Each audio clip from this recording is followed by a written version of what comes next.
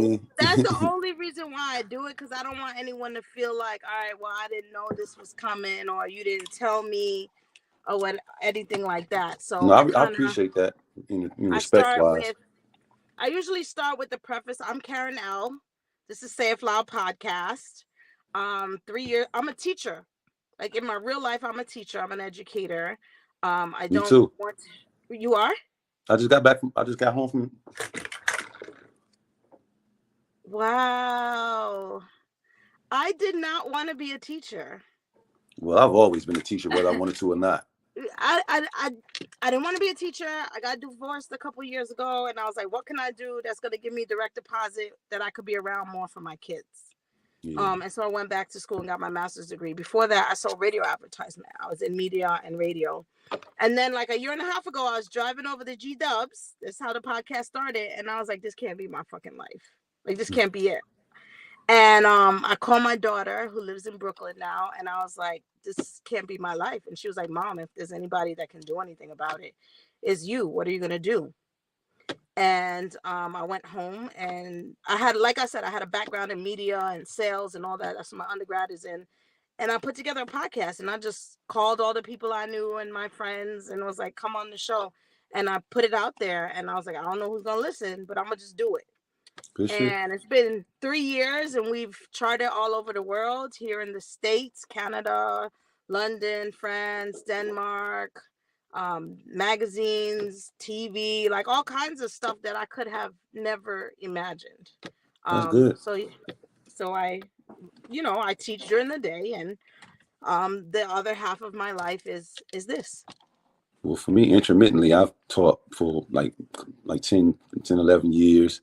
Some college, some, but I serve high school students. I teach an alternative school, the ankle monitor type kids and all that. And that's my thing. I do it for the joy of it. I wasn't looking for direct deposit or anything like that. I just wanted to, be in that kind of like vibe and impact some black male youth and females too. But that's my calling. That's something that I just have. Nice. Let's talk about it. Let's go. Cool. I'm gonna edit this in post-production. Do you have music you want me to put in this, or no? We just chilling. We just vibing. I mean, just if I had known like about a week ago, I could have sent it to you. But like the busy day, like I'm just getting home from. Yeah, no, that's cool. You can send it to me this week, and I can edit and throw it in. Well, music, shy music. I did. I don't know if you follow me on Instagram or know anything about what's happening with me lately, but I just released 2 singles. Yeah. You could play, you can snatch those and play them if you want or not. All right, so let's do those. Let's introduce. We'll talk about those. You'll introduce those. I'll leave a little space when you introduce it so that I can cut it and drop the music in there whenever you send it to me. All right. All right. But you can just get it. Like, it's on YouTube, you know what I mean? Or just rip it from there. Yeah, you can just take it, because to wait on me to send you something, it's probably not gonna happen. You know what I mean? Especially all the shit I got going on. At least you're very honest about that. Yeah. All right. It is another episode of Say It Loud. It's Karen L here, your favorite gilf. And in my hot seat this week is Garfield. Also, do you always go by Garfield? That's my name. Yeah, I'm Garfield. I used to know your music group Shy. I just know Shy, like the whole group. Yeah. Well, my name is Garfield, and that's my actual name. So if you can come up with some kind of nickname out of that if you want, you can, or whatever. But my name is Garfield. So let's get started with the new music that you just dropped. What was the it's been a while since you dropped some music. So what was the incentive, or what were you feeling when you were like, all right, I'm going to get back out there and I'm going to drop some more music? Like, what was going on then? Well, I've been recording just a whole bunch of music for like the past maybe 6 years, and I hadn't released any of it. So I recently reconnected with an old friend of mine. Kinetic Source is his MC name. His name is Anthony Stout. And he sent me a few tracks. We were originally going to put some stuff out for Black History Month. And I ended up recording a body of work in that same theme, and just decided, you know what, man, I'm going to go ahead and release a couple of these joints. And, out of the hundreds of songs I've been recording, I finally just said, okay, I'm going to drop two. One is called What You See. It's a critique of America in terms of its policies and its prejudicial treatment towards blacks. Right. And then I did another song called Love's a Vibe. That's kind of celebrating black love. It's starring my wife, Demetria Bright. And it's just a nice, like, Soulquarian. It's like a Jay Dilla type feel, track wise. And I love it. it's something that probably, like, Tribe Called Quest is somebody could easily been on from back in the Yes. day. But yeah, it's called Love's a Vibe, and I did my thing. It's hip hop soul is the kind of like the feel, Mary J does hip hop soul, but this version, this iteration of it is not her style of it. It's more like Right. a Roy Ayers-y kind of laid back. I don't know if you ever heard of this artist called Michael Franks, this white dude named Michael Franks. But No. I'm like a hip hop Michael Franks. All If right. you, All right. in terms of my All right. style and delivery on a lot of my songs, a lot of my music. It's real subdued, almost like I'm talking, but it's dope harmony arrangements, but it's real subtle. It's real, I like nuanced. that. And I it's like that pretty because it cool. gives you your own identity in your music. It's not Yeah. somebody else's identity, it's yours. So why'd you hold on to the music that you was making for so long? Any particular reason? Not any particular reason other than I just, I was just, I'm a singer, I'm a recorder, I'm an artist. So I always create songs. I'm always getting tracks. I'm always writing. I'm always demoing stuff up because I know how to use Pro Tools and I just end up with song after song that I rock. Some I get mixed, some are still not mixed, but creative wise, I have to create. And so Right. you look up and they're like pennies, they amass. And the Right. next thing you know, you got $1 worth of pennies. You know what I mean? So Yeah. that's what it is with me with the songs. But as it started accruing and getting to be a lot, and people were telling me that the sound started developing more of a niche and more of a signature, Mm-hmm. and I felt like, okay, now it's time to go ahead and start putting some stuff out, for consumption, for people to hear where I am as the guy that was in Shy. What does he sound like by himself? Like what kind of style? And Yeah. that's what I ended up making happen. Like What You See, the first one is more like it's like D'Angelo meets Gil Scott Heron.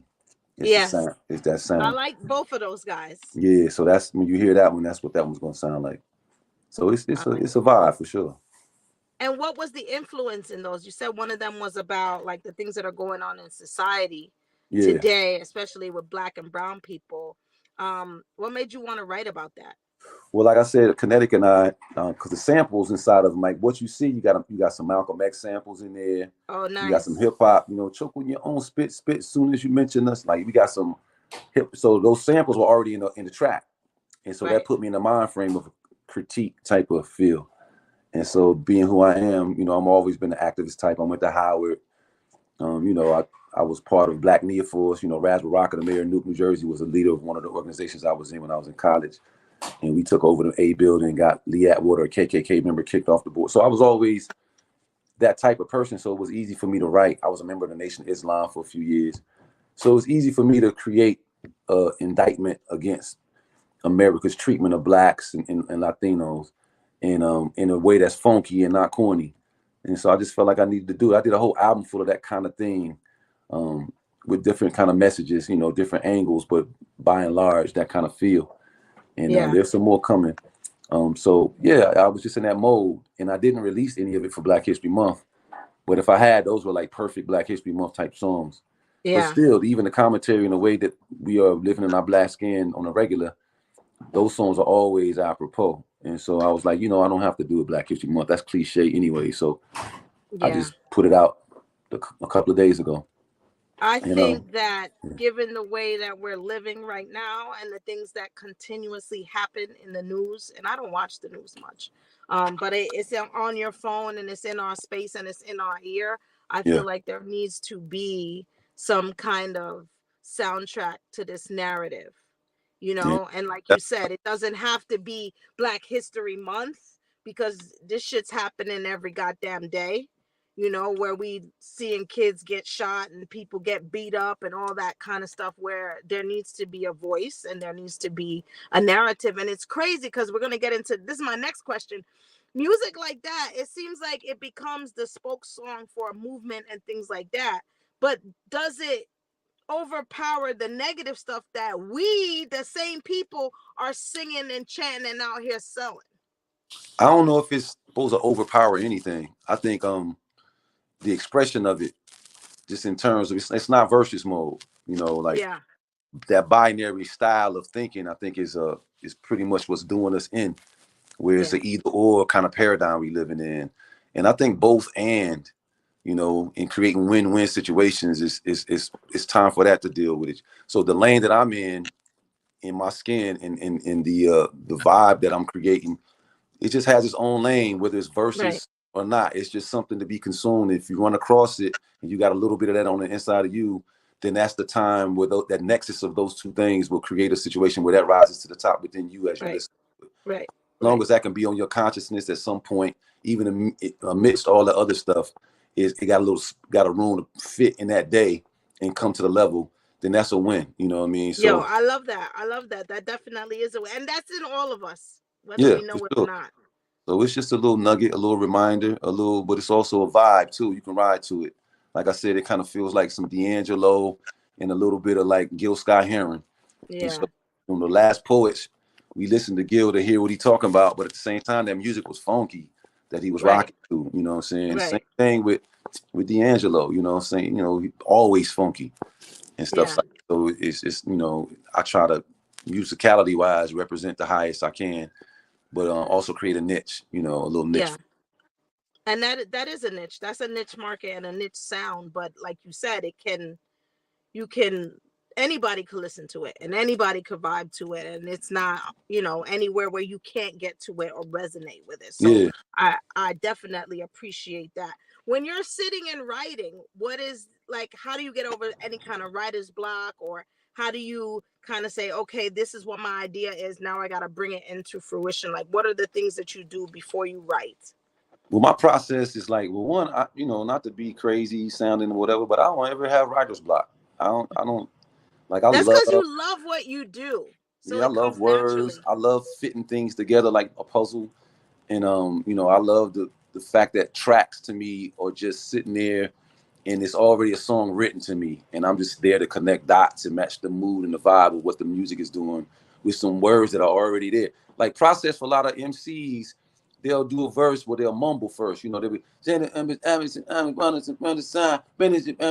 know, it ain't no words yet, but it's a cadence.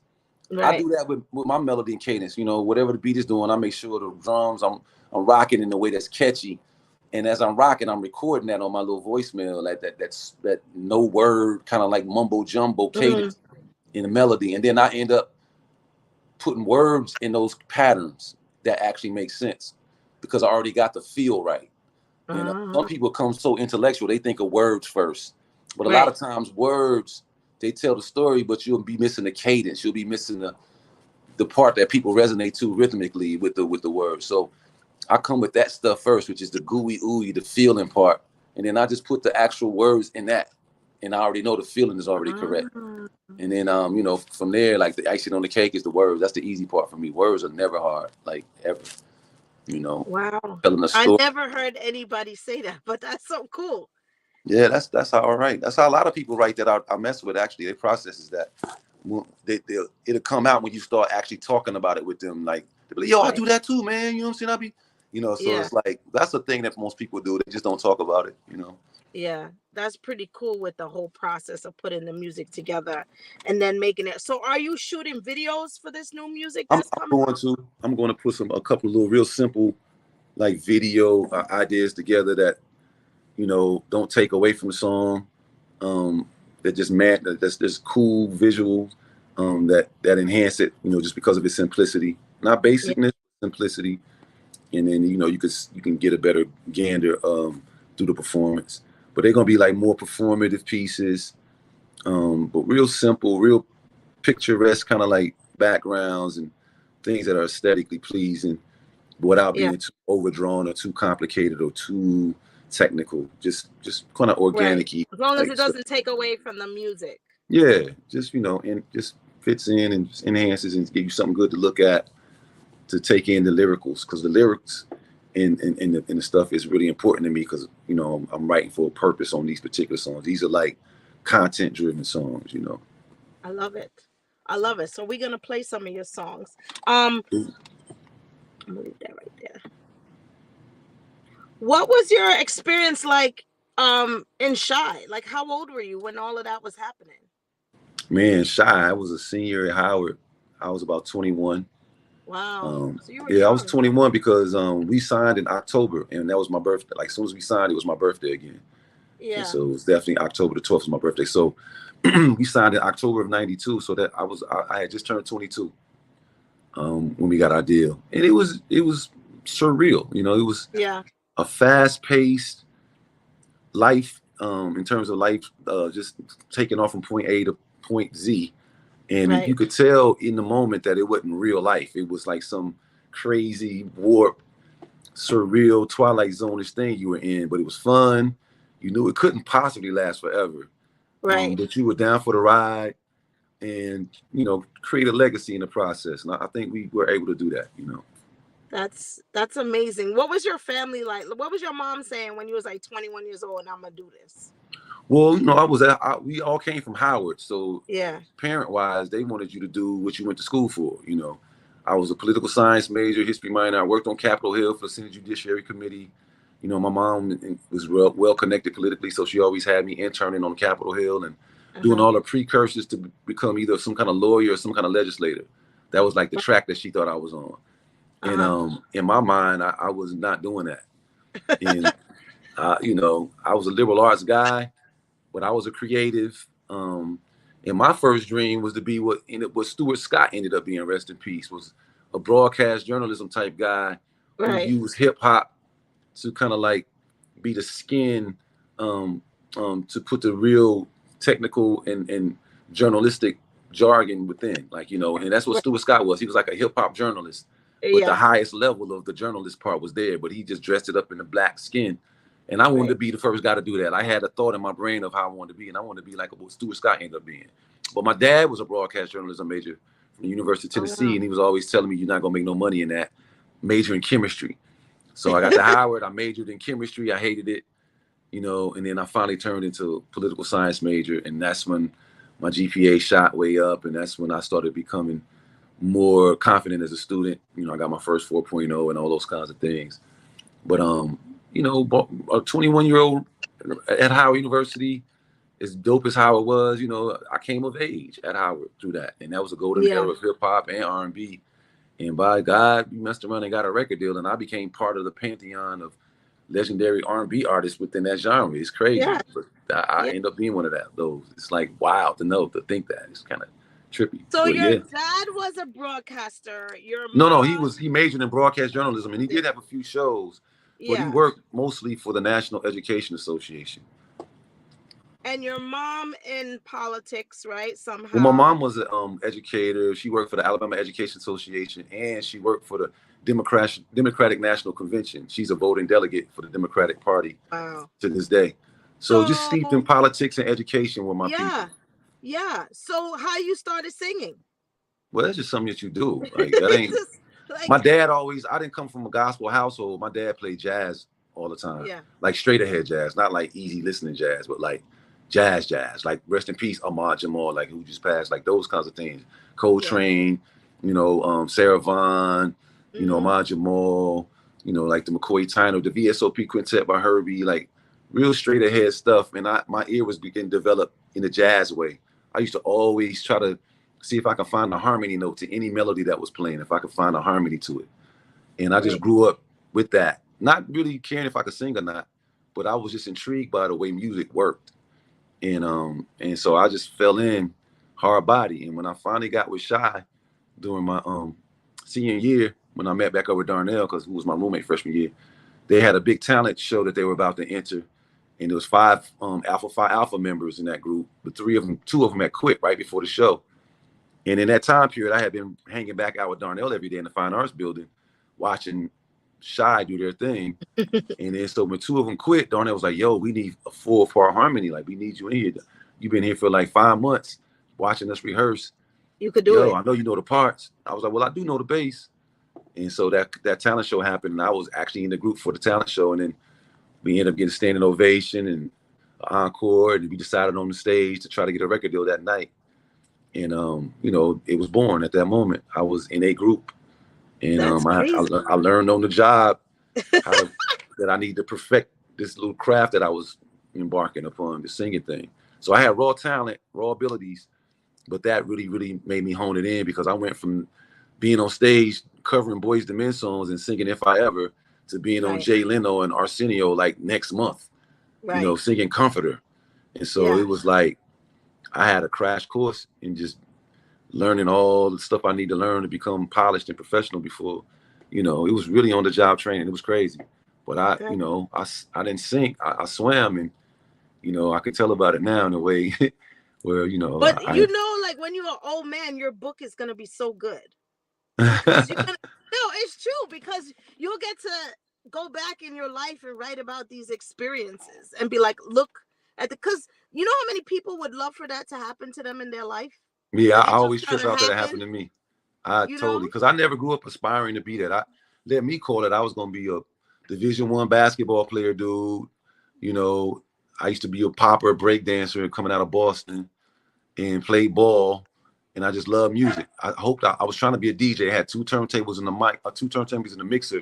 For my 15th birthday, my dad bought me a realistic mixer, and I had two Akai turntables.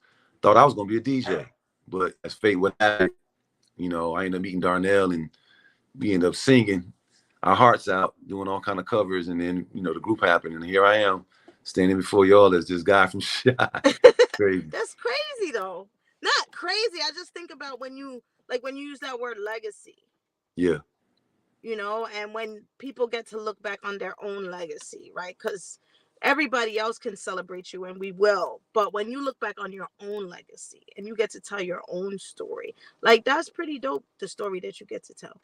Yeah, for sure. Because, you know, not only is it going to include my Howard career, my Shy days, but I'm also Dr. Bright. I have a PhD in educational policy study. That when I went back to school, I went to Georgia State, got my master's in African American studies, went on to get my PhD in educational policy studies, ended up with a 4.03 grade point average in both of Wow. those. And I won the Asa Hilliard Award in my master's program for the dopest dissertation, thesis. And then I got an award for my dissertation work in arts and sciences at Georgia State for that work I did. So That's I excelled amazing. in it. I did my thing. So, you know, my book is going to feature all So kind your of, name is actually Doctor. yeah, Like I'm tell Dr. people that. Bright, PhD. Yeah, Yeah. your name But is actually Doctor. yeah, you know, I have that title, but I'm G. My name is Garfield. I go by Garfield. And even though I have a PhD, to me, I'm G. I'm Garfield still. Yeah, You know, of that's just course. something I accomplished. And I don't make Um, people, you know, call me doctor and all that. I know I did that. And if you know it, if you want to yeah. call me that, boom. But you know, I didn't do it for the status of it and all that. I really like knowledge, and I just wanted to keep learning and testing So myself that way. I was just about to ask, what made you want to go get your doctorate Well, in what it, educational policy? well, it started with the masters. I was at Cal State Northridge. I was a part of an organization called the Hip Hop Think Tank, and we were basically hip hop heads who, instead of writing rhymes, were writing research papers to present um, and publish, you know, at conferences. Hip hop had become a sexy topic after I love Tupac's it. death, after Tupac's death in the academy. And it was a young crew of burgeoning scholars who were ready to write about all things hip hop, but in the academic format.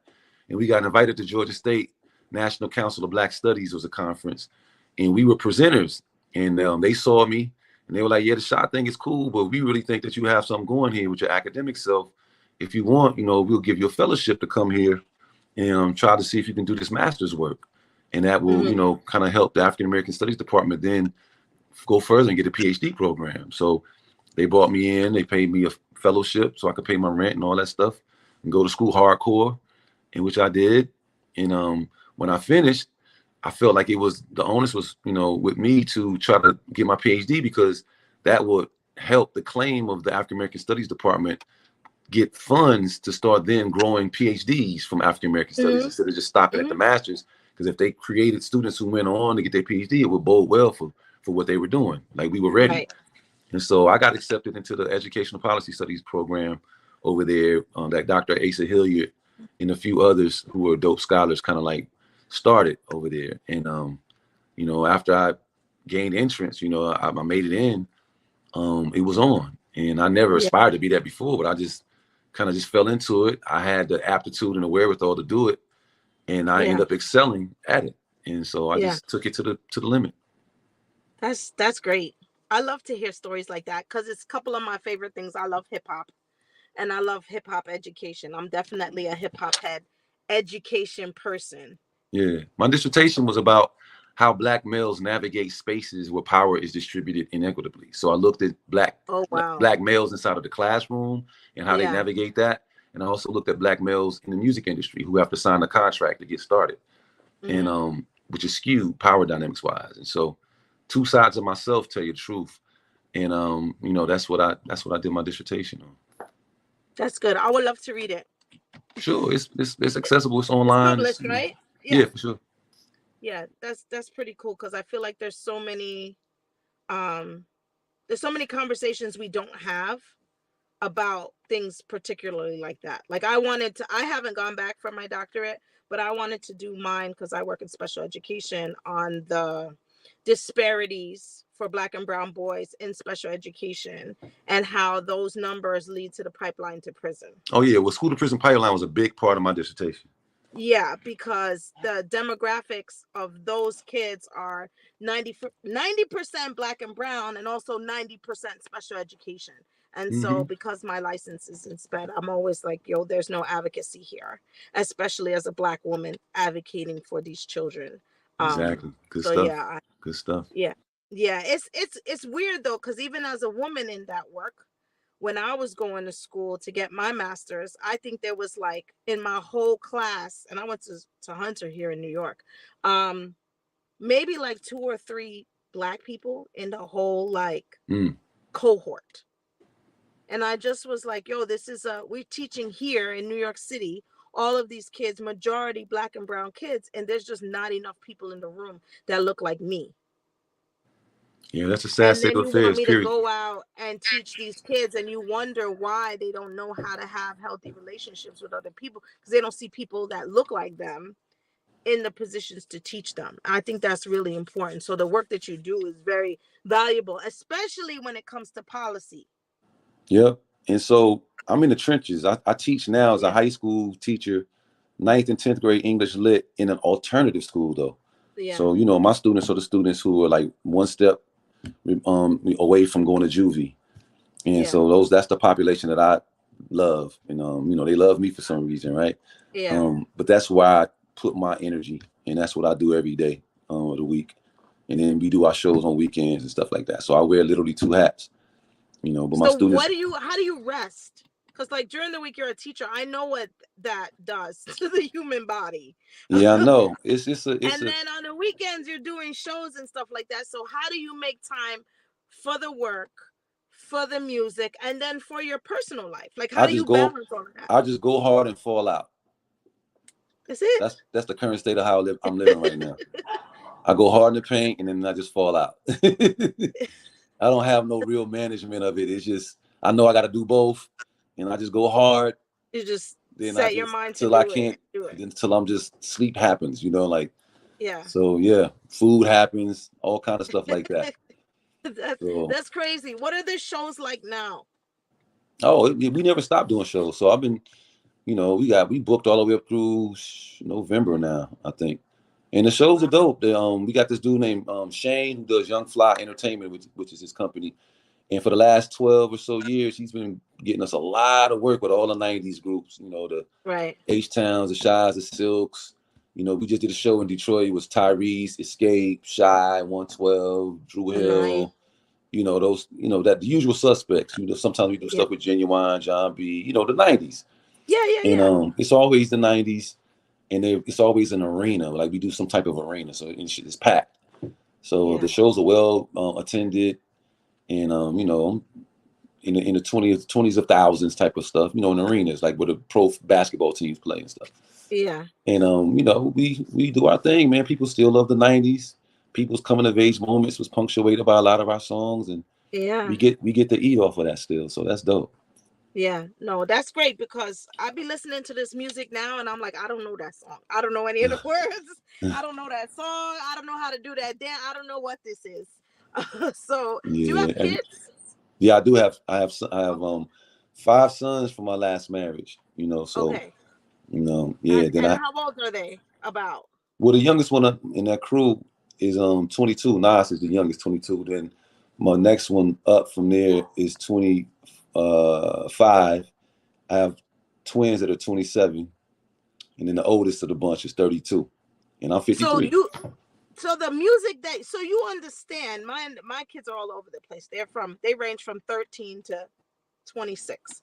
But you do know, like, the music they're listening to now is not anything like the music that we used to listen to. Oh yeah, I'm quite familiar with, as a teacher, Yeah, my students put me up on everything that they up I on. know, because they be trying to get sturdy in my classroom with their Yeah, phone, feel and me? I So, you know, and I got a healthy respect for it, even though it's not what I did. I'm not gonna judge it in that way because I know transition.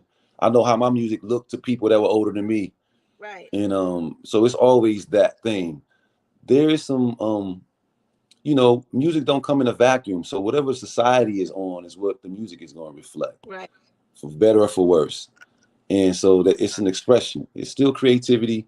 It's just not in the way, the sensibility aspect of it is not sensitive to the same things that maybe we were in terms of content. But you got to think Mhm. about it like this, and this is how I kind of chalk it up. Like back in my generation, the whole concept of when people say what's up and talk, it was like, you know what I'm saying. That was like, you know what I'm saying? You know what I mean? You know what I mean? And that was the intellectual kind of like thing, if you really think about it. Do you know what I mean? Right? Right.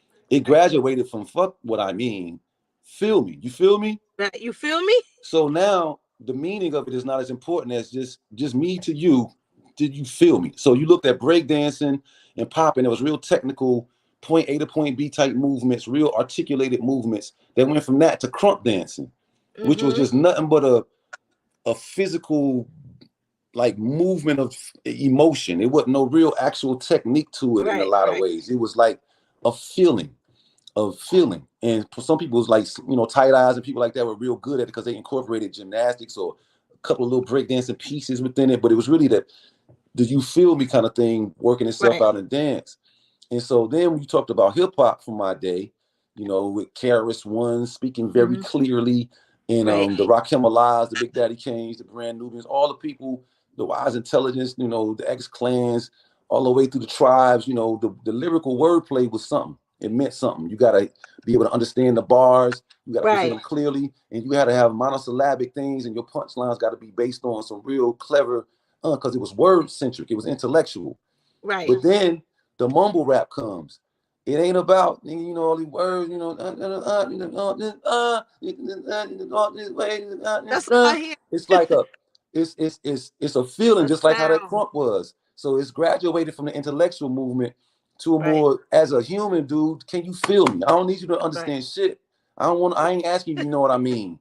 You feel me, and that's Right. better than you know what I mean. And so that's Right. where the music is transitioning right now. It's in a state going from do you understand what I'm saying to you feel me.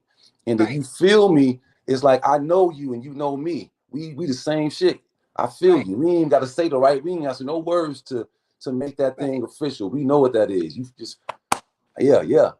And so it's a recognition in that way. And so because I know that, I don't judge what music is doing today because I know it's Right. operating off a paradigm of you feel me-ness as opposed to do you understand what I'm saying this. And so I Yeah. can't judge it based off my paradigm. Just like English teachers be wanting to judge texting when it first came out because they're using the English language. But there's a Mm. component to texting that substantiated all those abbreviated words. You had to pay for each character. So it Right. became genius in their paradigm to abbreviate the shit out of something and still get the message across. While Right. if you judging it from an English teacher paradigm, it's like, yo, they short changing all these words, they messing up the Right. English Right. language. Right. They Nah, that talking to money me in part of it, text. you supposed to. So it's two different paradigms using the Right. same materials, and you Right. can't be called judging. And that's just how I look at it. So I'm not too hard on this generation in terms of what they putting out because I know it's headed to another. It's a place where it's headed to, and it's in the trend. It's like a hairstyle that's on the in between stages. You got to wear a hat for a while to grow you in. got you got to let it grow out. Yeah, so that's what's happening right now to me. So Do you do you feel that because social media is so accessible now that the music has become more accessible to more artists, to more people? hell Because yeah, that's how I'm able to put out a single without having to sign and sell my soul to a record label. because I got, Yeah. I got a little file. I got 22,000, a couple of people type thing, and I can just Yeah. release music right to them if I want to, and let them know, hey, it's Right. out, and they can enjoy it. You know what I mean? And that's good enough for, for my taste. People that rock with me can actually check me out, and if they like it, they can share it, and I can skip the middleman. I don't need Yeah. no distribution. I can go straight to the, you know what I mean? So Yeah. it's that, to me, that's a better place, to be in. Like one of the dopest artists out there in terms of business sense, is 21 Savage. Like Hmm. 21 Savage didn't have to sign no record deals and get pimped. Matter of fact, he pimped the record labels. They came back and wanted to use his catalog. So they had to Right. borrow that from him. He signed contracts that they were asking him for the use of his stuff. And he was still Right. getting paid off of it and getting paid the advance money they gave him to use some of his stuff without having to sell his soul. And Right. so that was unheard of. He got such a big money from that. And Hmm. nobody that I ever knew did it like how 21 Savage did it. He don't get Yeah. enough Because credit for that. He kind of yeah, mentions it's it the in one of his new opposite way songs too. around. I heard him say something like, truth be told, I might have started this.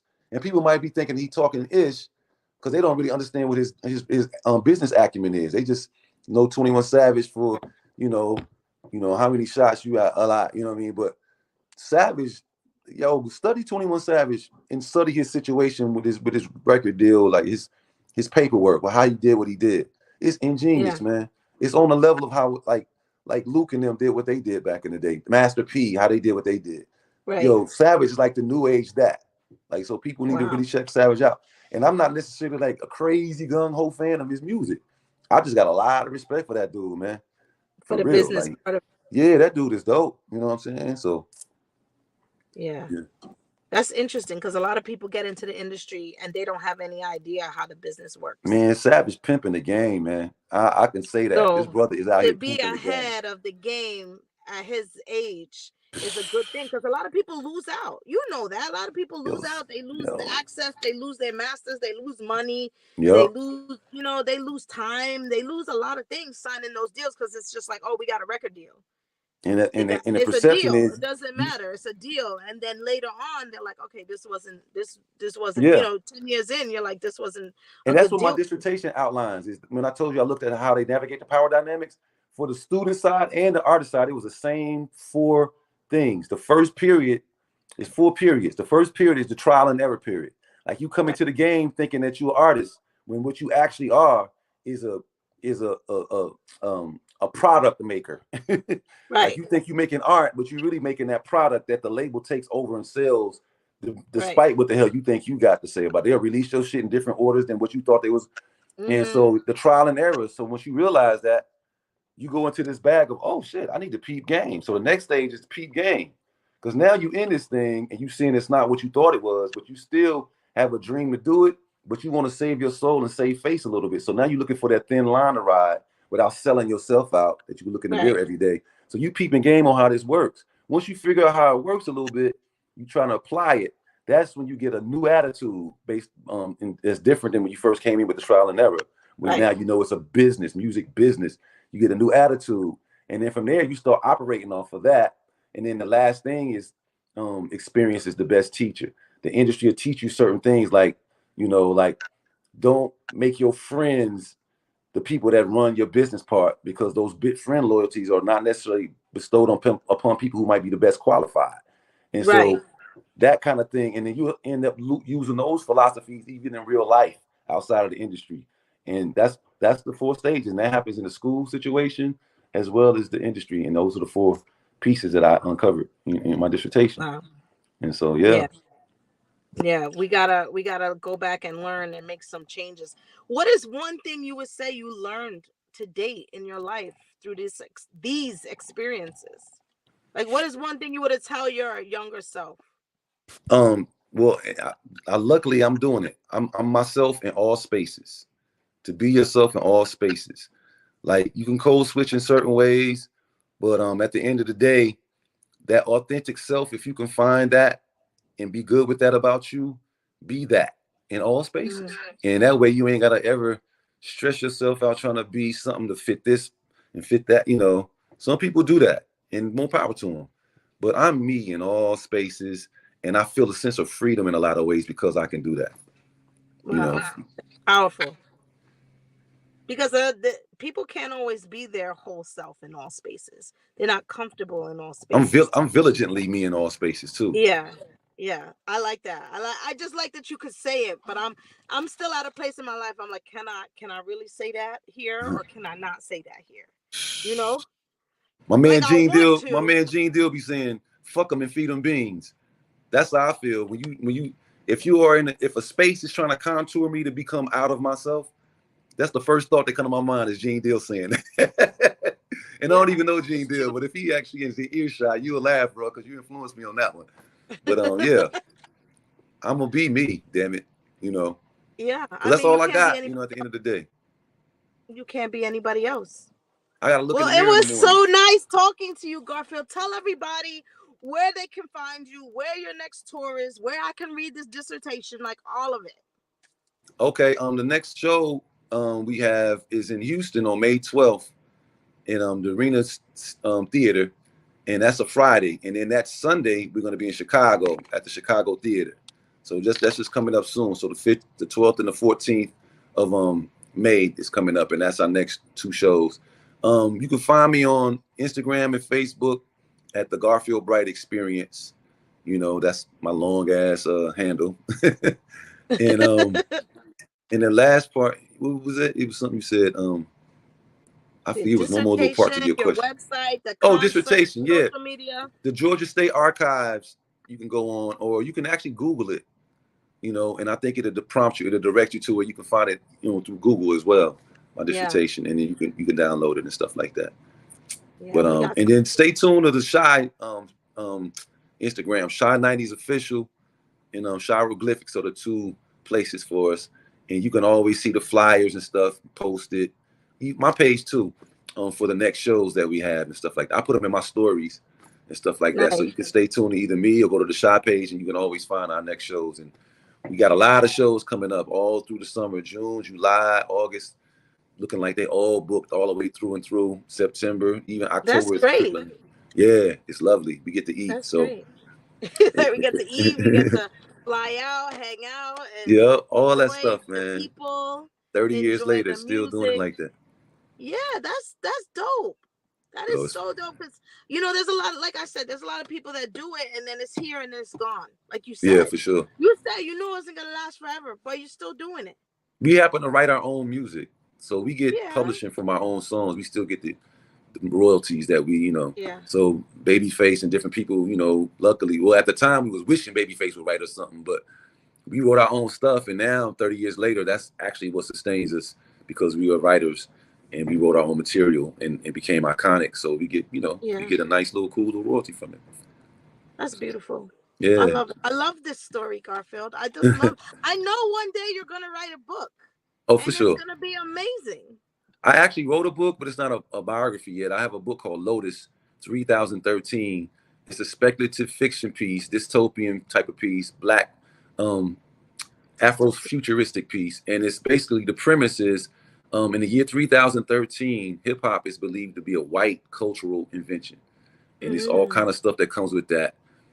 If you could put Harry Potter, Lord of the Rings, and Beat Street in one thing, you'll get what I got. The one, Lotus Yeah, 3013. So, you might want to consider publishing that oh, I am. I'm getting ready to sell it. because yeah, And then hopefully yeah, do a little because the anime thing Harry from it. Potter lady is killing it right Oh now. yeah. Oh yeah. So mine is real in depth and thorough. My twins, my sons, who are producers, Grammy nominated producers, they did the score to it, like a movie score.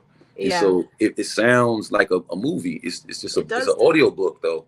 It's an ebook and Yeah, an audio book I'm selling for $25 when I sell it together. but the concept sounds like a movie. Oh, it is straight up. Yeah. And it was 10 years in my brain in the making.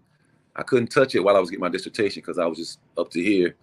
But as soon as I finished, I took a month and wrote a chapter per month until I got all 10 chapters out. And it took about a Wow. year. And You now must have like really good discipline. yeah, people tell me that. In certain ways I do. I've You always got had to. certain things that I can really just zone in and just You finish the have to job. have. Like no one person accomplishes all of this without having Yeah. like that much discipline. In the moments of it, I'm not looking at it as discipline. It might be some kind of crazy like thing that I have in me that just got this weird attention span where I'm just in it until I finish, then I can finish. So some people say Yeah. that's discipline. It might be some kind of crazy reverse ADD or something. Like it's something, I don't know if I No, can give all that's myself all that credit, but a lot of people, used to always tell me, because I used to fast, so I'm a vegan, different yeah. things like that. They like, gee, you got discipline, man. But I maybe, mean that too. Being a vegan is a lot of discipline too.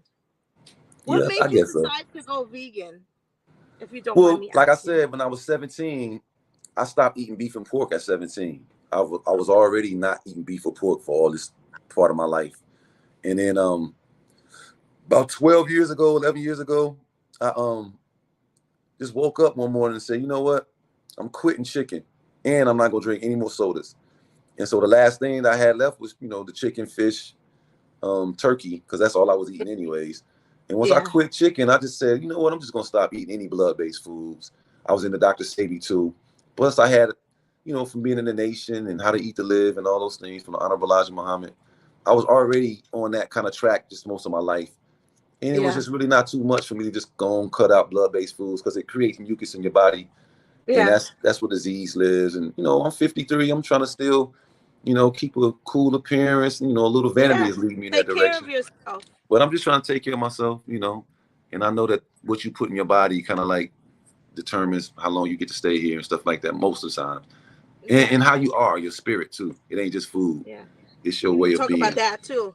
People's Yeah. spirit is a part of their energy too, and I don't think people understand that. Yeah. You can eat the best, but if your spirit ain't really, you know, Yeah. it's the If same thing. So yeah, it's bad energy, it's bad. If it's yeah, bad juju, it's bad juju. That's it. yeah, No matter pretty what you much, dress it up in. pretty much, pretty much. So That's that's my wonderful. reasoning. I just wanted to, do what I can control, try to control it. Yeah, fair And enough. if I know better, I know better. It's not that I don't like the way those foods smell and with pork. Yeah, I ain't trying to be around no pork, or yeah, really beef. But I walk past Popeyes and be like, ooh wee, you know what I'm saying? But yeah, I'm never going in there and getting none of it. I'm just like, yeah, remember that smell, like, ooh, I remember that taste, yeah. that kind of stuff. But yeah. That's cool. That's cool. I'll try one day. I don't know when, but one day. Well, when you're ready, you're ready. And that's when you do it. You know I'm what I'm saying? getting closer and closer. I do know that. I'm getting closer and closer. Same thing. Like it makes a lot of mucus and I'm asthmatic. So I've had a Ah, number of doctors tell me already, like if you cut out milk and cheese, which I don't drink milk anyway, because I believe that cow's milk are for cow's babies. And since I'm not a cow's baby, why would I be drinking cow's milk? Also, do you know that humans are the only animals that do that? Like yes. cats don't drink dog milk Right. and goats don't drink cow milk. Right. So why am I like what was they smoking when they was like, let me go up under this cow and like so I stopped drinking milk and like things like that and kind of took certain things out of my diet. But my doctors actually were like if you want your lungs to get better, you gotta cut out dairy, you got to cut out certain things because it's just not going to get better if you don't do that. Yeah, for Red sure. meat, everybody tells you. I had stopped eating red meat for like a year and I was telling my mom, everybody I know that has any kind of medical issue, and it don't even got to be the same. I know people with rheumatoid arthritis, diabetes, high blood pressure, cancer, all of them. The doctors say cut out red meat. Yep. And these people don't know each other. Just different people in my life. I'm like, how everybody got to cut out the same thing? Then clearly, this is That an issue, right? Crohn's disease or diverticulitis, those kinds of things too. It comes Yeah. back to that. All of Gout, those. Yeah. all All that of kind of those. stuff. And then your doctors are telling you cut it out. And I'm like, well, if every doctor's saying cut it out, then clearly there's something in there that is affecting all of these people. Yeah. And they don't have the same thing, but they're all getting sick. Yep. So, Yep. we'll see what happens. We'll see. We'll We gonna see. see. Yeah. I'm gonna We start a gonna see. YouTube coming up in the summer where I'm gonna address a whole bunch of this kind of stuff. It's called Curiosity Collage. It's gonna be on YouTube. And it's just gonna be a hodgepodge of different things from some academic stuff to health stuff to just different things that I've come across that I think is useful knowledge for people out there. I'm gonna be doing it. So that'll be another thing to look You forward should to. definitely do that because there's a lot of people that want to learn that stuff and they don't know where to go to seek that information. Yeah. I'm gonna try to get my Like little I had 2 to look cents. up Dr. Sebi myself because other people were talking about it. You know what I mean? And that's how I kind of like started falling down the rat hole and let me follow this and read that. But if you don't have a place to go to that you feel confident in getting information, because that's another thing, right? Where Yep. people get their information from allows them to feel confident or not confident Right. about the information that they're getting. Yeah. So people gotta be you need a spot like that where people can learn, like the journalists you said, Yeah. like Yeah. the hip-hop culture, you're learning, you understand, but somebody's talking to you in a way Yeah. that it could resonate with you, Exactly. right? Because So sometimes people be talking to you on a different channel and like, yo, fuck that shit, I don't know yeah, what you're talking yeah. about. You You know know what what I'm I mean? But they saying? saying the same shit, but Yep. you just not receive, you Nah, don't want to receive it. you don't want to see that one. You Yep. don't receive that one, Yep. but somebody else tell you and be like, okay, I could fuck with this. You know what Yep. I mean? Exactly. Because Exactly. they speaking to me in a way that I could understand. So Yep. I think you definitely need to be all over YouTube with all of that, because there's so Well, many thank you. things that we need to talk about. It was a pleasure talking to you. You're so insightful and Likewise. interesting. And like I'm still amazed at like all the accolades, because I just think like I just can't get over like whenever you write this book, I'm gonna be like, I told you so. I told you so. You've accomplished more in your life than some people right now, and you're only halfway. Then some people have accomplished their whole entire life. Seriously, like those are your flowers. I don't know if I'm Thank giving you. it to you correctly, but it's Thank you. very admirable I appreciate to that. have a conversation like, yo, I did this, like, and you're just sitting there like, oh shit, like I feel like I've been slacking. The fuck, I gotta go write a dissertation, go back to get my PhD. I gotta go, like I feel like what the fuck I've been doing. So And I promise you, as I'm accumulating all this stuff, I never go into it thinking like, yeah, I'm about to go get this one too and do this.